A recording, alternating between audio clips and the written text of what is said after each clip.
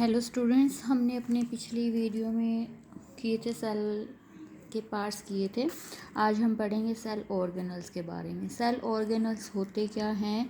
Living सब cellular structure होती है और ये सेल की एक्टिविटीज़ में इन्वॉल्व होती हैं, जैसे कि biosynthesis, secretion, digestion, energy production, movement, locomotion. इन सब में ये सेल ऑर्गेनल्स पार्टिसिपेट करती है। तो ये सब इन एक्टिविटीज़ में पार्टिसिपेट करते हैं, इसलिए ये सेल के सर्वाइवल के लिए बहुत ही ज़रूरी हैं। और इनमें से सब लगभग जो हैं वो मेम्ब्रेन बाउंड होते हैं, मतलब सबके चारों तरफ एक मेम्ब्रेन होती ही होती है, लेकिन प्रोकैरियोटिक सेल में एब्सेंट होते हैं और ये साइटोप्लाज्म को अलग अलग कंपार्टमेंट्स में डिवाइड करते हैं। अब हम उनके बारे में पढ़ते हैं क्या क्या है। सबसे पहले एंडोप्लाज्मिक रेटिकुलम। क्या है? एंडोप्लाज्मिक रेटिकुलम, जिसे हम शॉर्ट फॉर्म में ER भी कहते हैं। इसकी स्ट्रक्चर कुछ ऐसी होती है, या फिर बुक्स में ये देखिए, ये एंडोप्लाज्मिक रेटिकुलम है, जिसमें इस पे राइबोसोम भी लगे हुए होते हैं। ये लैमिले होते हैं, या वेसिकल्स होते हैं, वेसिकल्स पे राइबोसोम होते हैं। ये ट्यूबुल्स, मतलब ये ट्यूबुलर स्ट्रक्चर, माइक्रोस्कोपिक स्ट्रक्चर होती है ट्यूबुल्स की।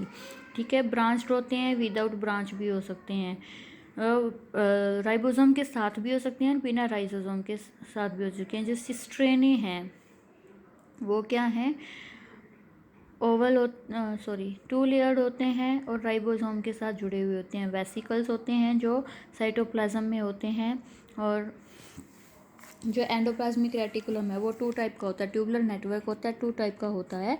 ये न्यूक्लियस के साथ अटैच होता है सेल में, और न्यूक्लियस मेम्ब्रेन के साथ होता है। 2 टाइप का होता है, रफ और smooth, rough and smooth. 2 type का एंडोप्लाज्मिक रेटिकुलम होता है। जो रफ एंडोप्लाज्मिक रेटिकुलम होता है उस पर राइबोसोम होते हैं, लेकिन स्मूथ जो एंडोप्लाज्मिक रेटिकुलम है उसमें राइबोसोम नहीं होते हैं। इसमें प्रोटीन सिंथेसिस का काम होता है, प्रोटीन बिल्डिंग करते हैं, ये सेल मेम्ब्रेन बनाते हैं। इनमें एंजाइम्स भी होते हैं, हार्मोन्स भी सिक्रेट करते हैं। और इसमें जो है, इसमें ये किससे है? लिपिड या फैट से बने हुए होते हैं।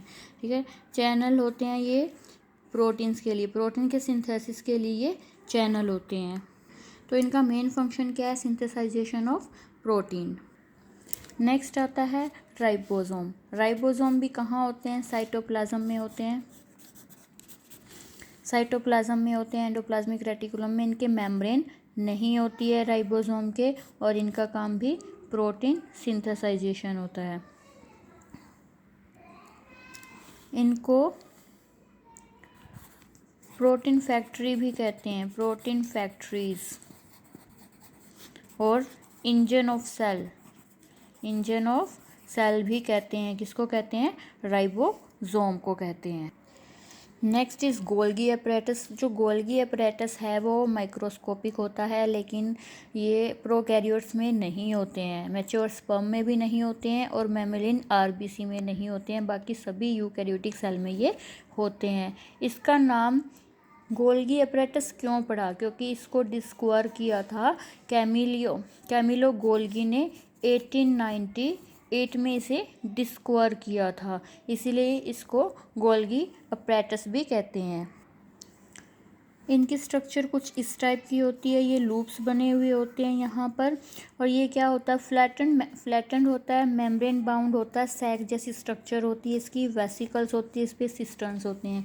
ये देखिए यहाँ इसकी स्ट्रक्चर है, सिस्टर्न्स बने हुए हैं, ये लूप्स बने हुए हैं, इनको ल्यूमन बोलते हैं इनको। यहाँ सैक जैसी स्ट्रक्चर बनती है, यहाँ पे इनकमिंग जो ट्रांसपोर्ट के लिए यहाँ पे आता है वो यहाँ होता है। ठीक है, गोल्गी अपरेटर के फंक्शन क्या है? ये स्टोर करता है, ट्रांसपोर्ट करता है प्रोटीन को। देखिए सिंथेसिस किसने किया था? सिंथेसिस किया था राइबोसोम ने। राइबोसोम है वो साइट होती है सिंथेसाइजेशन प्रोटीन की।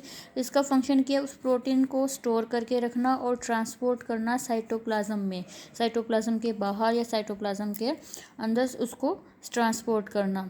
और इस यहाँ क्या बनता है? ग्लाइकोप्रोटीन सिंथेसाइजेशन भी होता है।